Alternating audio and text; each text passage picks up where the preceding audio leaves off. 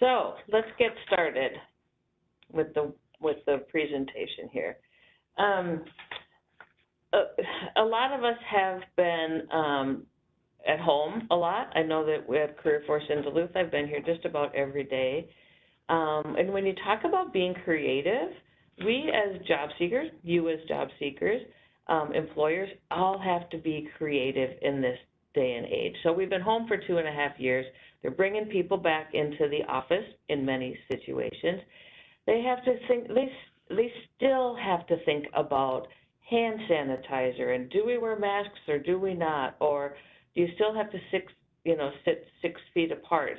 Does this operations committee meeting need to be virtual or can we be in the same room together?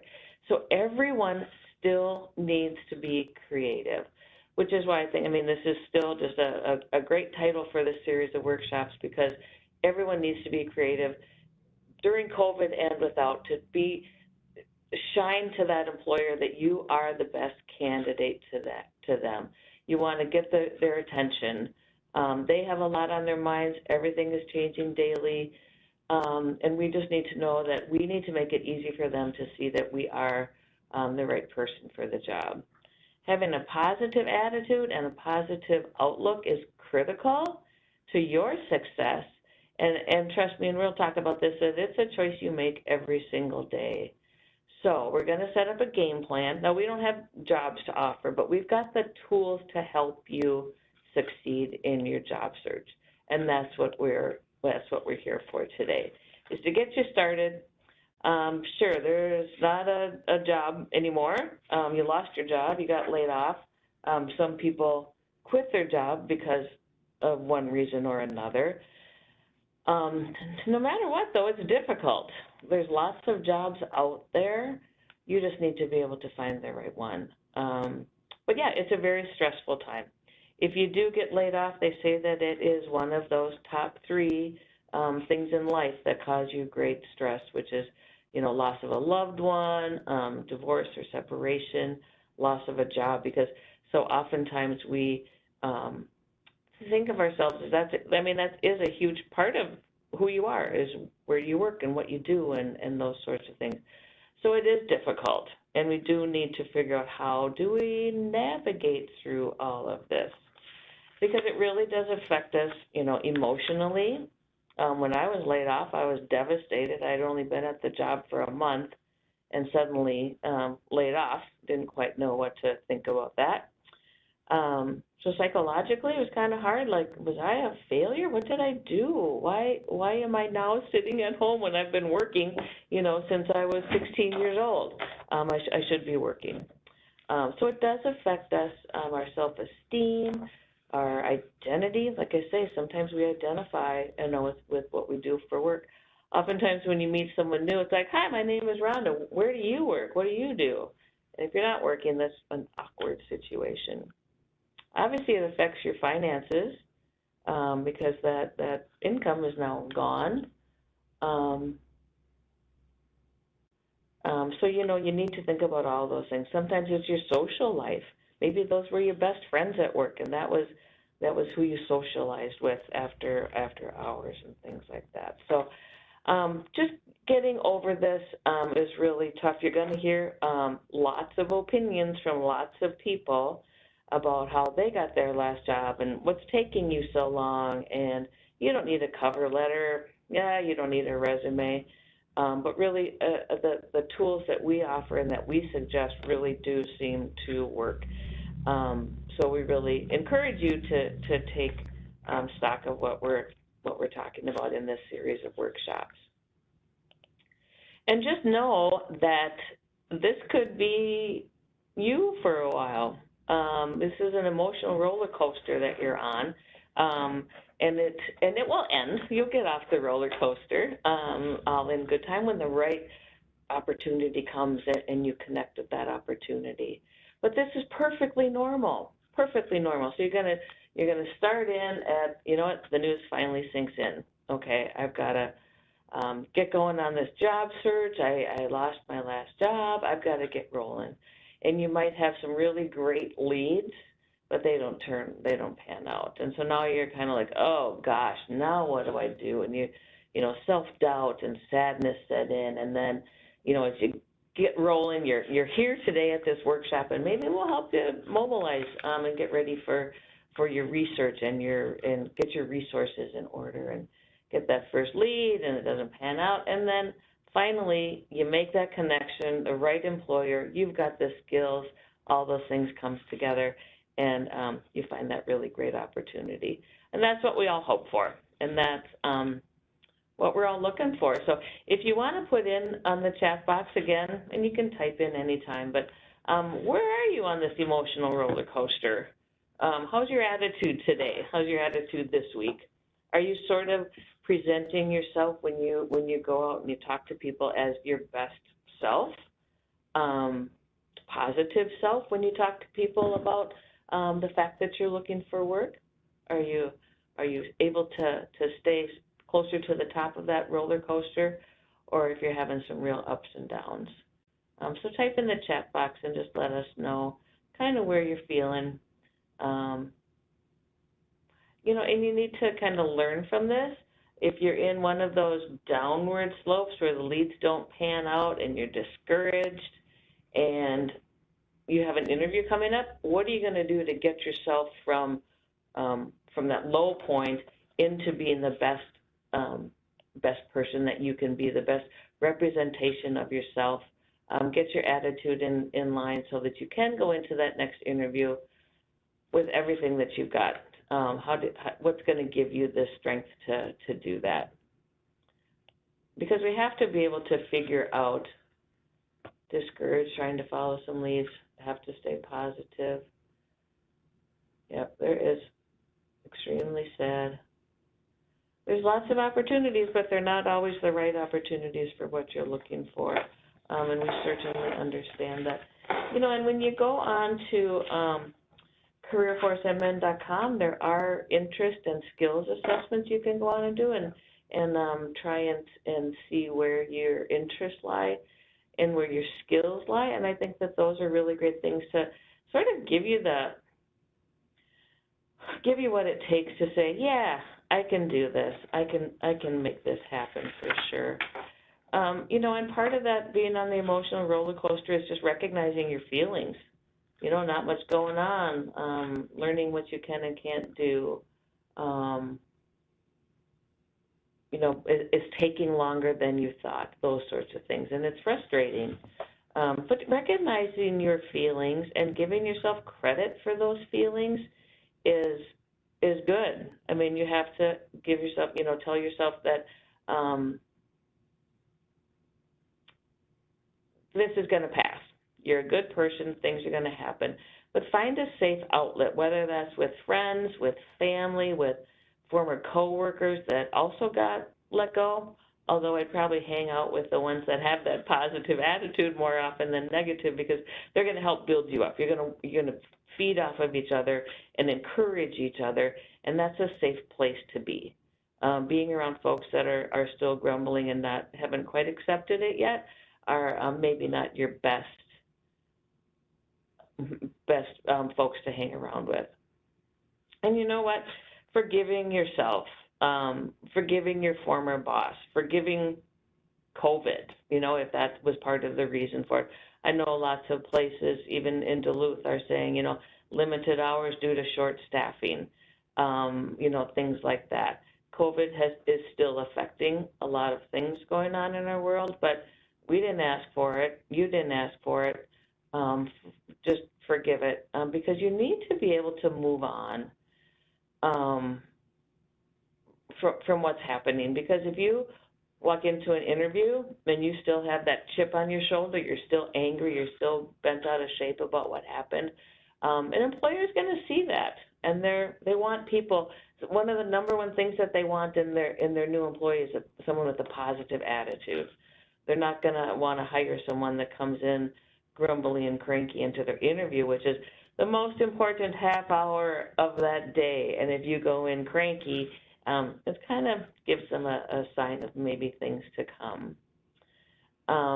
If you are still angry, maybe you want to write them a letter.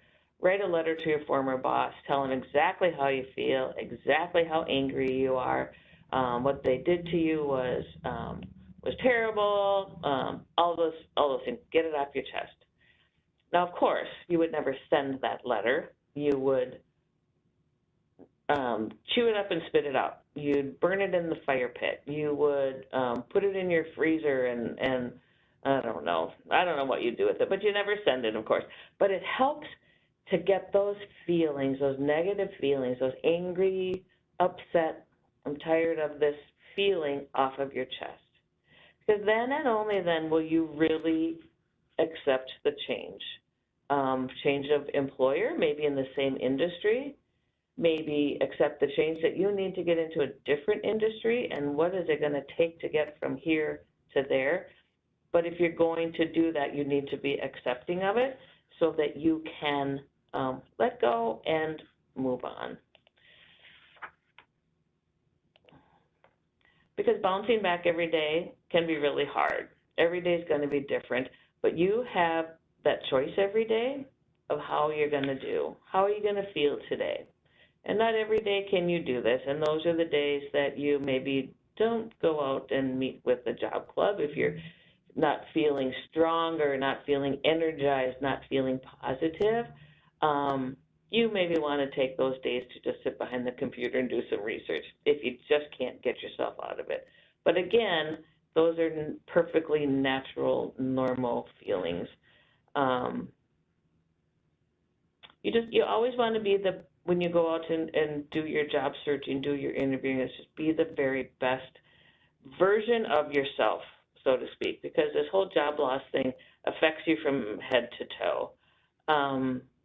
So maybe just take a minute to regroup and do an interest assessment, a skills assessment, a job search, and just maybe take time to look at other opportunities. Because if you go into something with a bad attitude, that's your one chance to make a really good first impression. And a negative attitude can really lead to a missed opportunity, if you will, if they just dismiss you because they can see that crabby attitude of yours. So it is one thing that you can control in your world, and just think about things that have changed for the better. Maybe that'll make you feel better. Things that have changed. Maybe you didn't like that last job so much anyway. So this is good. Clean slate. I'm going to go do what I want to do now instead of what I feel I have to do. Created new opportunities. Someone said they want to start a business now. Maybe that's a new opportunity. So that's a great thing, because when you're working full time, trust me, I tried doing this, working full time and running a business on the side, really hard to do. But now if you can focus your time on that new opportunity, that's a good thing. Yeah, so there's things that you can do to help manage your feelings. And trying to stay positive. Again, like I say, talking to others with a positive attitude, of course. Coming to your career force location and doing a one-to-one job search with a workforce development rep, someone in the career lab. We are all here to help people get the tools that they need to succeed, to get that next opportunity. Maybe there's support groups and job clubs in your area. And you can find the list of job clubs on careerforcemn.com under, if you go into the search bar and type in job fairs or networking, you'll come up with a list of things in date order, and you can sort it by Greater Minnesota or Metro, and maybe find a job club in your area that would work for you. Maybe there's a veterans job fair for veterans. Maybe there's other things going on that you can dive into and have a good positive support group around you. Exercising, good for you. Healthy eating, watching funny movies. So if you've got an idea of what helps you stay positive, once again, throw that in the chat box, because maybe we haven't thought about it yet. Some people, it hits them really hard and they do need to seek professional counseling, which is A-OK fine. Do whatever you need to do to get positive, go all in, whatever it is that you need to do. There's lots of opportunities out there for some professional help. Positive self-talk and affirmations. Right on your mirror in the bathroom, you're a good person and good things will happen to you today, or today's the day. When I used to be able to customize this workshop a little bit more, I had a screenshot of, maybe some of you will remember this guy, Stuart Smalley, and he was on Saturday Night Live, and he would look in the mirror and he would say, "You're good enough," I have to read this, "You're good enough, you're smart enough, and gosh darn it, people like you." Tell yourself that every day. You're a good person. Sure, something happened to you and now you need to rectify it, but you're a good person and good things will happen to you. May just take some time. May just take some time. But tell yourself you're a good person. It's really easy to get caught up in negative self-talk with, you shouldn't have done this, you shouldn't have done that, why did this happen to me, you know, all those sorts of things. But you are capable of meeting this challenge. Trust me, you're all capable of meeting this challenge. This whole thing, this whole COVID thing, it's not your fault. And maybe, you know what, maybe on the other side I'll find an even better opportunity, a better job, a different career. I did see something come across the newsreel that people getting into new jobs are actually going in and making more money from they did from their previous job. Now, I'm too old to try that kind of maneuver. I'm just going to stay where I am. But, you know, some people are taking advantage of that because employers are really looking for the right candidates for their positions. So not that I'm encouraging you to jump ship and go try that, but, you know, look up the articles and see, you know, what's going on out there.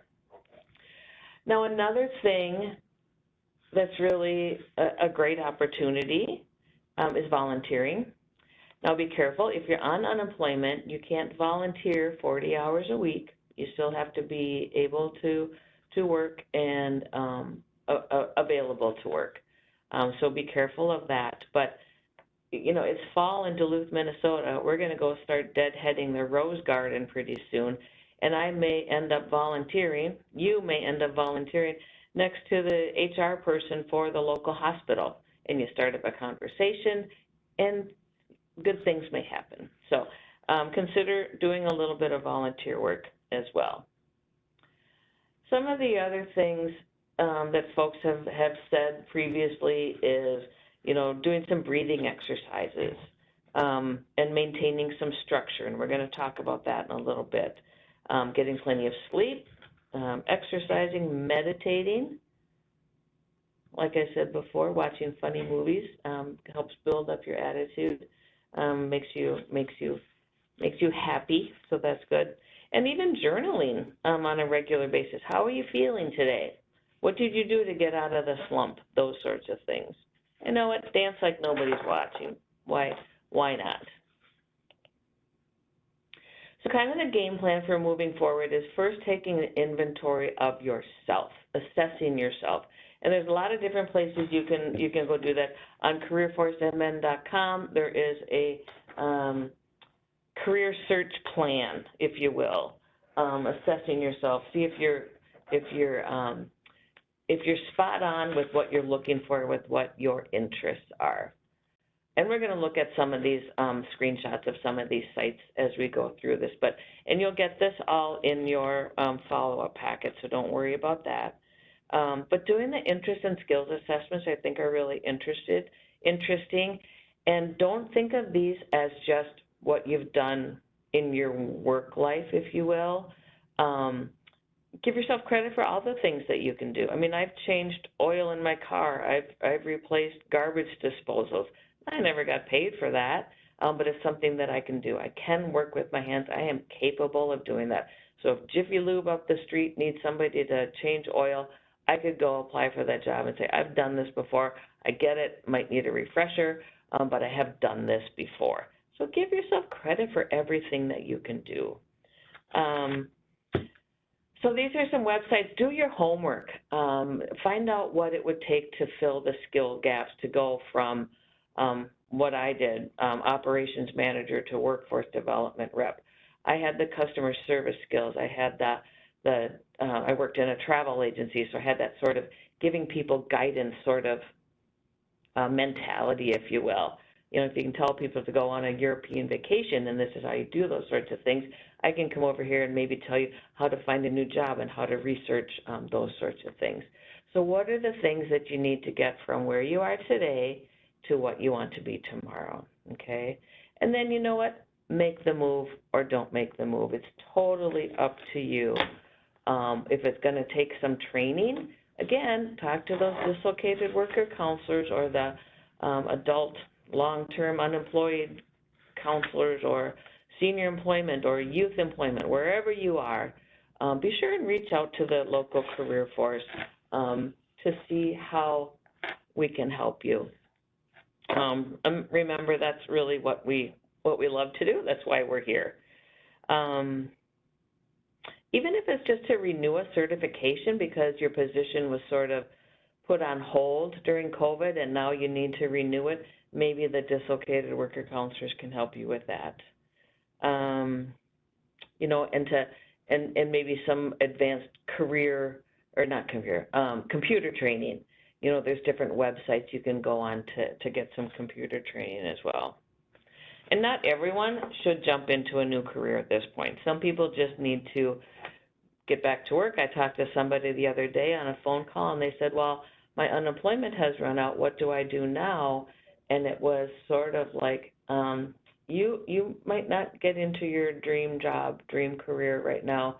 You might need to take a job, we call it as kind of a survival job, until that career job comes up, just because we still need to put food on the table and those sorts of things. So and maybe not everyone should jump into a new career or start in their own business. But if you do, absolutely best of luck to you. We wish you all well in your job search and in your planning, if you will. If you do need some training, there is on careerforcemn.com, and this is a new slide I just printed up today. I think I just found it. The training program finder. And you may want to, you know, hop on these and find out if they're not in your area and some of the classes are in line, then, yeah, it may not work out for you. But, you know, there may be some in your area. There may be some that are strictly online that you can partake in. But doing a little bit of research and seeing maybe some of this strikes you as interesting, maybe diesel technician training, it sounds really interesting to you because you like working with your hands, you like kind of working independently, and that might be great. So check out the training program finder if you do find that you need some classes. Again, talk to your dislocated worker counselor if you need to do that, but there is information on careerforcemn.com. And some of the online tools that we talked about just a moment ago, taking that employment readiness assessment, take an interest assessment, skills assessment, jobs in demand that don't need a college degree. Maybe you want to make a change, but you don't want to go back to college. There's other opportunities out there too. So check out the online tools page on careerforcemn.com for that information. Here's a screenshot of My Skills, My Future. If you want to take the step into a new career, type in your current or past job, and it will come up with career matches, if you will, based on the skills that they assume you had in your previous job and what you're looking for. They're going to find the differences and maybe where you need to get some training or something like that. It's really interesting. And then this is a state of Minnesota site similar to the other job skills transfer assessment tool, JobStat. We have acronyms for everything. And so I just pulled up business and financial operations occupations, and it came up with a list of jobs. And it will help you decide if you want to take that training, those sorts of things if you want that. The other thing is that if you do connect with your local career force, we get flyers from employers all the time through our generic career force email address. So this one is for a TSA, the Transportation Security Administration recruiting event. It's sort of a walk-in event out near the MSP airport.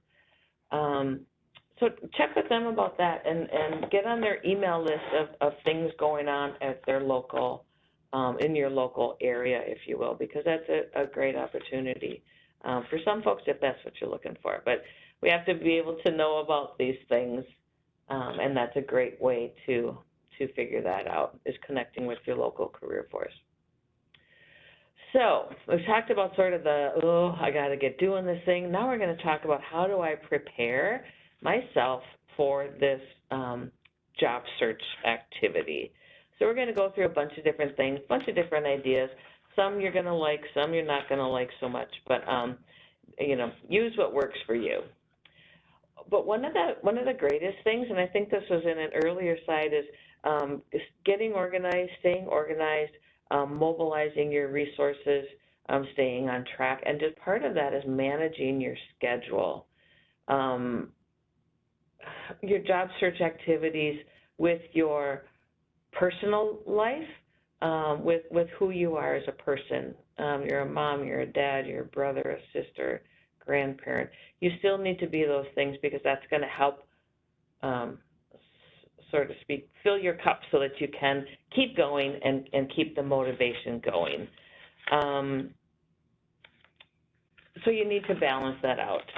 You can't, I mean, they recommend you do job search 40 hours a week, but honestly, if you have your resume out on Minnesota Works, you have your resume out on Indeed, you've got job postings coming in, you're really job searching 24/7.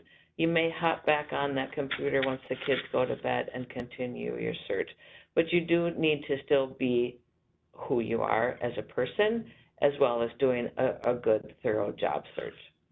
Sheila's going to go over some SMART goals for us on the next screen, so we'll hold off on that. But keeping good records is pretty critical because you may apply for bunches of jobs. You're going to have a different resume for every job. You're going to have a different job posting, job description. You're going to have follow-up notes from the interview. You're going to have a big, long list of who is in your network and a little bit about them so that you know when to reach out to them. So keeping good records is pretty critical so that you can easily retrieve that information. So figuring out a system that works well for you, whether it's paper in a three-hole punch binder, whether it's recipe cards, whether it's an Excel spreadsheet, whatever works for you. But you do want to record all of those contacts, who you talked to, what was the conversation about, what was the follow-up plan. Am I calling them next Tuesday or are they calling me? I can't remember. If they made a note and you're supposed to call them and you don't, you know, they may make a note of that as well. So keep really good records of your work history so that when you go to write that resume, you've got all that information, where you worked, when you worked there, what was your job title, and then what's really important is what are the skills that you used in that job. Because think in your mind, if you are going to make a career change, a job change, you want to be able to express how your skills will transfer into that new position. So keep all that information handy. In your getting organized area, you know, you're going to need a username and password for just about every company site you apply for. Now, if your computer is smart enough and new enough that it saves all that, or if you do it on your phone and it saves your usernames and passwords, that's great. But you may have to go back in and check those frequently to check the status, see if they're looking for more information, things like that. So be sure that you have a system for that information. And then also in your getting organized area, if you've got a space in your space where you can just call it your own, with your computer, with your iPhone, with your telephone, with your power cord, with your pencils and pens and all those things, so that if an employer calls you, you can quickly go to your space, find the job that they're talking about quickly, and all of that information pretty quickly without having to rifle through all sorts of paper to get to that information. So keeping copies of those job descriptions, the job you applied for, the actual resume that you used to apply for that job, and the cover letter, all in one area so that you can easily know exactly what is in front of that HR person, okay? So keep copies of all of that information. So I think what I'll do is, oh, one more thing about getting organized is maybe check your email address to make sure that it's very professional. So maybe hotchicks@yahoo.com isn't really professional. You might want to change that to first name, last name @yahoo.com or @gmail.com, those sorts of things. Make it professional so that when that HR person gets that information from you, gets that email from you, they can easily recognize just who, in fact, is sending that out to you. So be sure that you check that, and your voicemail at home. I came across one the other day. I left a message. Somebody said, hey, if it's important, leave a message. If not, forget it. I'm sorry, but that's not gonna go very far if an employer calls you. So make sure that at least during your job search, you have a professional appearance if someone tries to reach you or you try to reach out to someone else. So I am going to turn it over to Sheila for a moment. And if there's any questions that have come up, Sheila, maybe now would be a good time to address those as well. Yeah, no questions, per se, but there's been a lot of comments about, how to deal with issues like disability, age, starting a business, those types of things. And our careerforcemn.com website has a section for each of those topics. So I would really encourage you to go there, look at the information, and then contact the person or agency that's listed on there. So I just want to give you an idea of how to use the SMART goals worksheet that we're going to be sending you. It always helps me if I have an example of how to use these resources. And the purpose of the SMART goal is to help you balance your job search and keep you on track. And then it also keeps you accountable for what you're trying to do. So the SMART goal starts with being specific. What exactly is it that you want to accomplish as part of your job search? And you want to make sure that it's something that's realistic and attainable. Otherwise, you'll get frustrated and give up. So in our example, our goal is going to be to prepare a resume. Now, how are we going to measure that we're on track to complete this goal? You have to give yourself some deadlines or a timeline that you want to complete your goal. So maybe in this case, you're going to tell a friend that you're working on your resume and give them a deadline when you're going to have it done, or that you want them to review it. Just be accountable to somebody that they can check on you too to make sure that you're on track. In this case, for our resume, maybe we want to present our rough draft to a career counselor in 10 days. That gives us a timeline to follow to keep us on track. And then, during that time period, how are you going to achieve this goal? What resources are available to you to help you? And CareerForce has a couple really good ones. We have a resume workshop, a virtual one like you're doing now. And then we have one-on-one appointments. You can schedule an appointment to meet with a CareerForce representative to review your resume and give you some feedback. And then those skills assessments that Rhonda was talking about, those are really great resources to help you identify your skills and put those on your resume, giving examples how you've used those skills.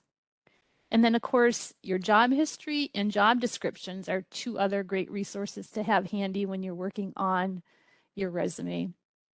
Two things I find really helpful when I'm helping individuals with their resume our recommendation letters that they receive, and their performance reviews. These documents help people see you from another viewpoint, how others see your skills. And so if you can identify some of those on your resume, that should make you stand out as well. And then relevant. Why is this goal important to your job search? Well, in today's job searching, we have to upload our resume to a lot of online applications. We send them in emails, put them on job boards. So it's really important to have a resume ready to go. And if you have a well-written resume ready, it really eases a lot of stress in your job search. So when you find that job you want to apply for, it's easy to go in and just change a few things and target it towards that specific job. And in a lot of cases, you may have more than one resume because we have a lot of skills, experience in different areas. For example, I have a degree in business and I have one in teaching, so I need two separate resumes to target those career fields. And then timely.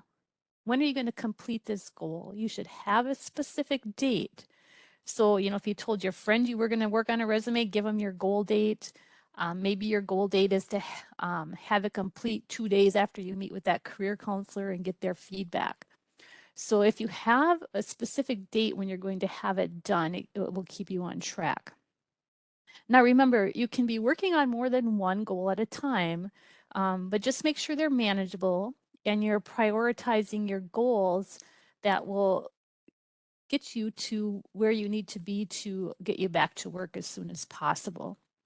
We're going to send you the SMART Goals worksheet in the follow-up materials. If you have questions on it or need help identifying your goals and putting the steps in to reach that goal, you can certainly reach out to CareerForce. We can help you with those.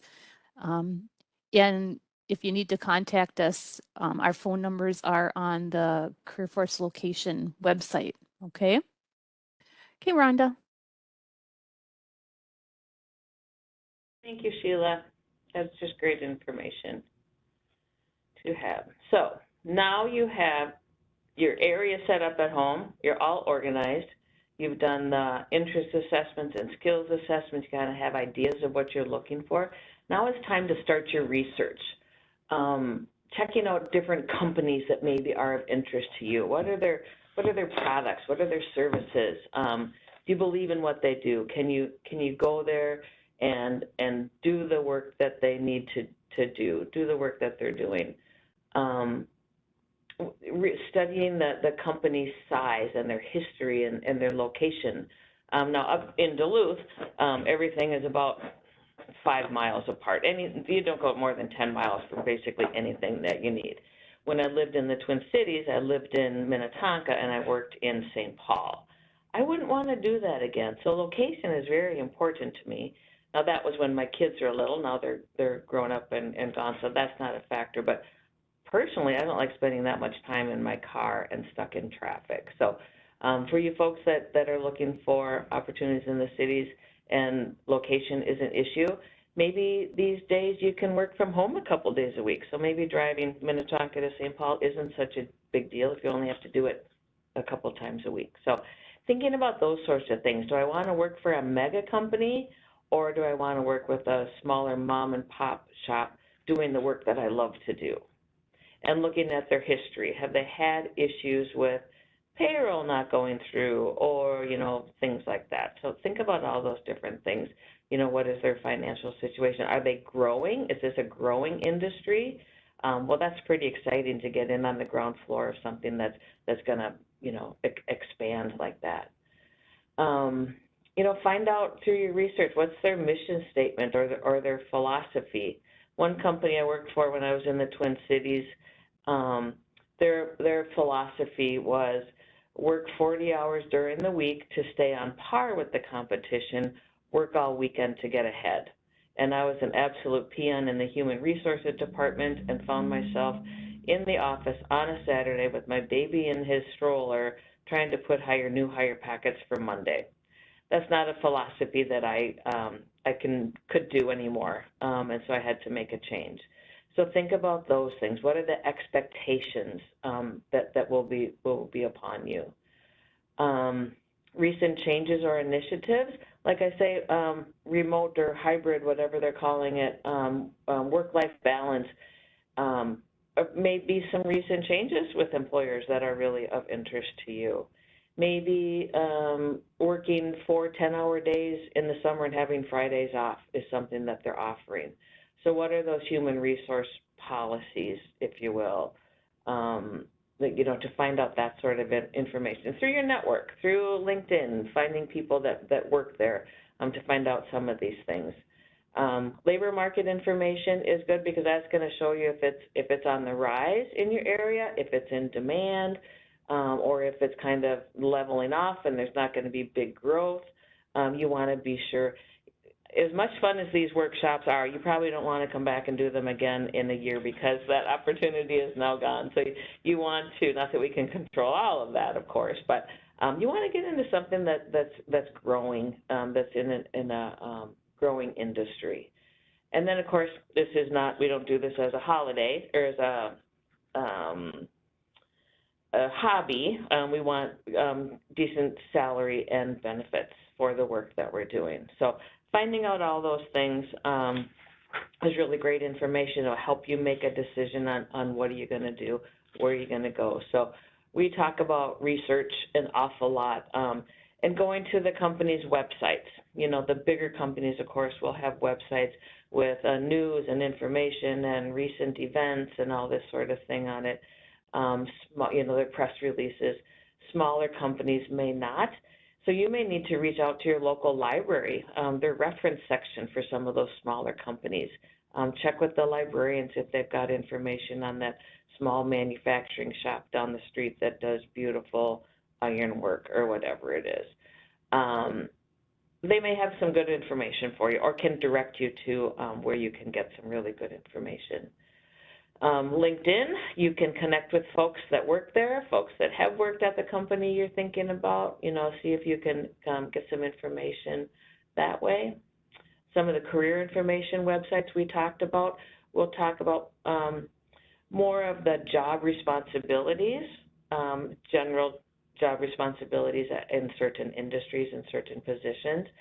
Find out if those are things that you can do. If you can't lift certain things, if you've got restrictions and they expect you to lift 75 pounds on a regular basis, that might not work. You can find out really great information by doing what we call an informational interview or conversation, where you may call up an employer that you're really interested in working for and ask them if you can just come in and talk for 15 minutes to find out about more about their company. What do you do here? What's a typical day like? What do I need to know in order to get a position with your company down the road? So that maybe you can go back to your dislocated worker counselor and say, I want to get a job with this company. I need to brush up on my Microsoft suite of products, and they'll take a look at my application. It might be a good opportunity. Just those sorts of things that you can find out. You can also find out if this is no way, no how, any place I want to work. So it's really good before the employer commits anything to you, you commit anything to them, you know what that position would be like or working for that company would be like. So that's another way to research, obviously through your network, obviously through the folks in the chat that are giving really great ideas. Use your network. These are people that have been in these jobs, that know about the company. Sure, it's their opinion, but it may be helpful to you. And then, of course, your local career force. We get information from employers all the time of who they're looking for. We help them post their jobs on Minnesota Works, that sort of thing. So stay connected with your local career force as well. Now, one quick thing, we've got about 5 minutes left. One quick thing that may help you because you don't always go into the grocery store with your resume printed up. Maybe you want to whip up a little, we call it a networking card, business card size thing that you can carry with you in your purse, in your wallet, name, address if you want, phone number, how to get a hold of you, that you can give to somebody when you're deadheading roses. Here, take my card. If something comes up that you think I be a good fit for, give me a call. I would really appreciate that. Here, take 2 or 3 more cards and give them out to your friends in other departments that might be a good fit. Some of the cards you can print on the back as well and talk about your relevant skills, if you will, sort of what you're looking for. If you're a nurse, maybe put the steps to CPR in there. Be creative, do something without pigeonholing yourself into one particular opportunity. Work portfolios, I believe you'll learn about this next week in the career or the creative job search workshop. Just a binder of things that show your work, your reference letters, maybe as Sheila talked about earlier, work samples, writing samples, pictures of the beautiful ironwork, railing that you did, something like that, what you can bring to an interview and show the employer just what you are capable of. But yeah, you'll learn more about those next week.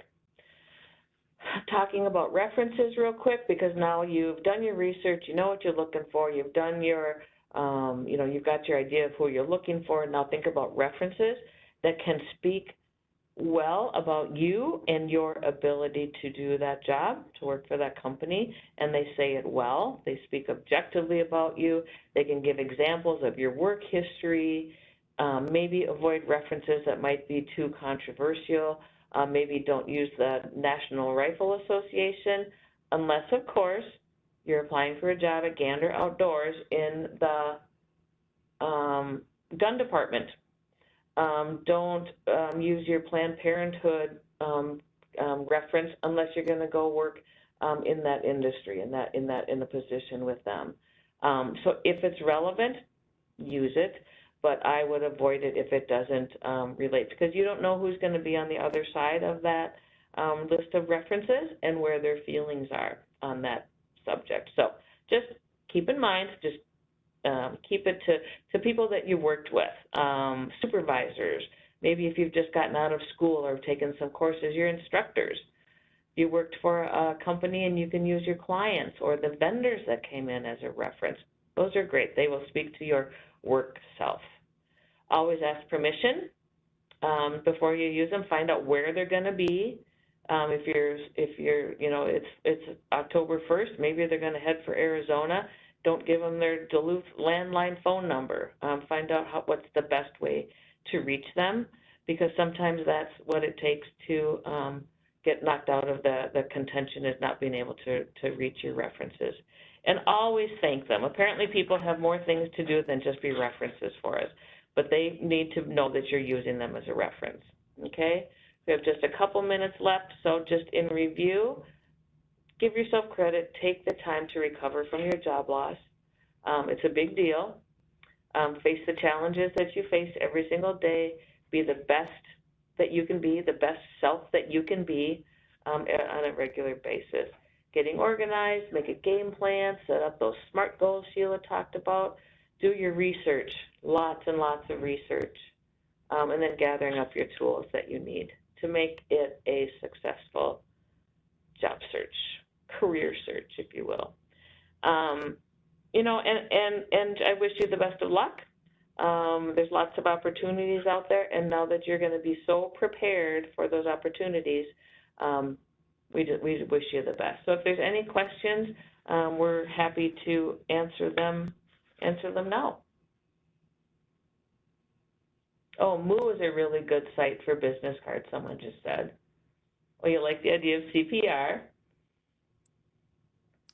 Yep, Vistaprint, Canva. You can buy business card stock at your local Office Max or whatever is your local office supply store. We don't supply those anymore at Career Force locations.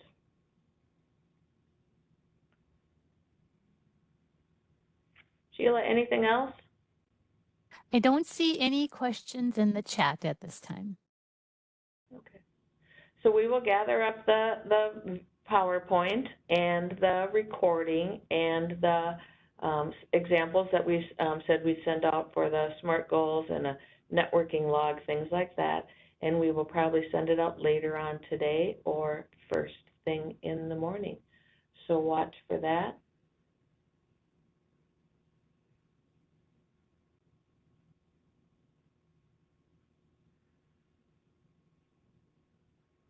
Yes, we'll email it.